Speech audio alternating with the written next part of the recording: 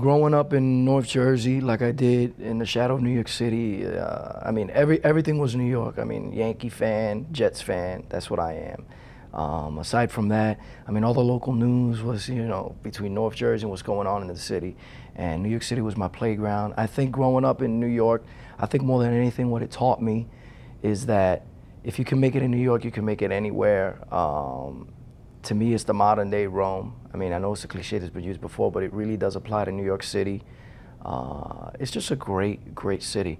I've moved around quite a bit with my career, lived in different places, but I always end up going back to my Jersey, New York, that northeast area corridor of the country, because we're always just a step ahead in my eyes. The fusion to be able to incorporate growing up and be, my family comes from a real humble beginning, humble backgrounds, very few recourses.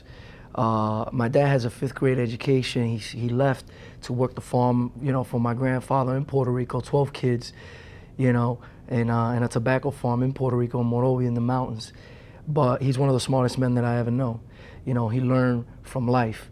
And I think New York, we always talk about street smarts, but I think you incorporate growing up Puerto Rican, growing up with those country values, and growing up in the city with the street smarts, and I think you come with a fusion, what being Puerto Rican in New York is.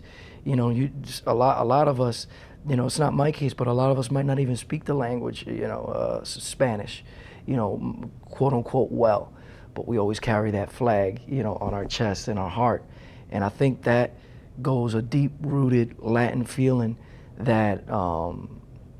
Although we're U.S., obviously, we're American, whether you're born on the island or born in Jersey, I mean, I had a nice upbringing, a beautiful upbringing, actually, a great childhood.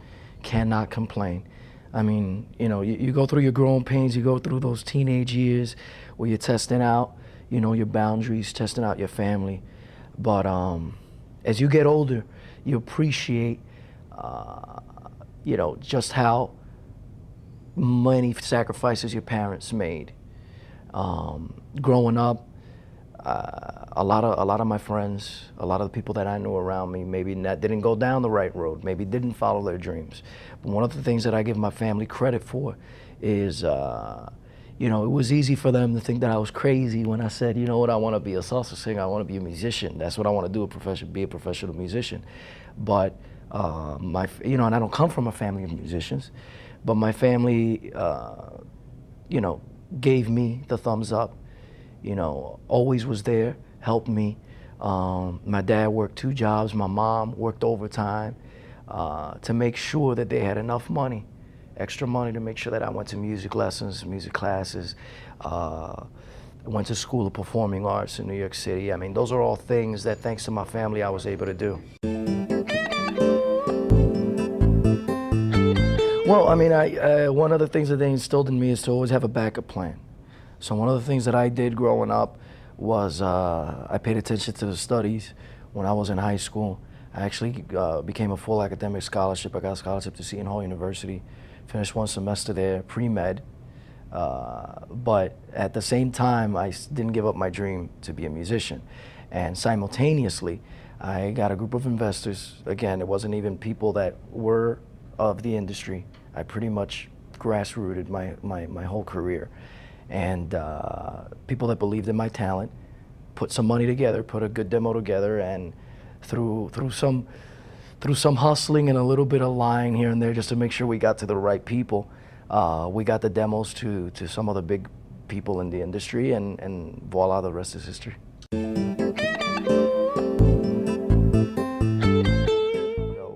You would think at this day and age people understand that Puerto Ricans are U.S. citizens, whether we're born in Rio Piedras, Puerto Rico, or we're born in Newark, New Jersey, or we're born in Manhattan, and that we all use the same green money that everybody else uses. And but I think more than anything, it's because we're caught. And I don't want to get into the political side of things, but we're caught in this little bit of this limbo where, where we're not a state and we're not an independent state, and people are comfortable labeling people. People are comfortable in putting everybody in a certain drawer in a certain space. And with Puerto Ricans, you can't. You know, you're always struggling as to where are you going to put us? Are we here? Are we there? Where are we? And I think we're a little bit of everything. And I think it has to do with the way we look, the way we act. You know, we're American, but we're very much, like I said earlier in the interview, we're very much Latin. We're very much Latinos. You know, and I think when you throw in that element of being Latino, you know, then for a lot of people, they can't comprehend being 100% Latino and being 100% American. And that's what we are. But, you know, a lot of people can't understand that.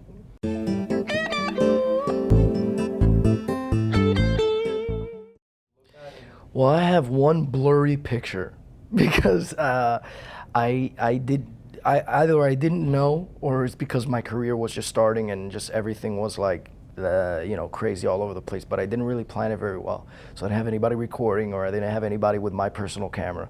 But through a friend of a friend of a friend, I managed to get a picture, which I have framed up in my house, of me on stage with Tito Puente. Tito Puente, you know, his trademark tongue sticking out, yeah, doing his thing, and I'm on stage, you know, just clapping. And you caught that moment of, you could see in my face, I'm like a kid in a candy store, you know, and that I think that picture says it all about how I felt that day.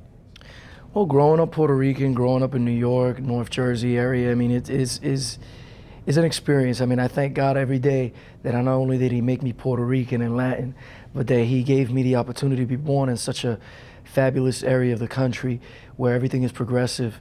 We're pretty much the capital of the world. New York City is the modern day Rome. You know, that cliche has been used many times, but it really is the truth in my eyes, and I think in the view of a lot of people. It was an experience. I think it prepared me for life. It prepared me for this industry, in that if you can make it in New York, like the song says, you can make it anywhere, you know, and I truly do believe that. And I think the best school that I got from the Big Apple was that follow your dreams, and anything that you want to do is possible.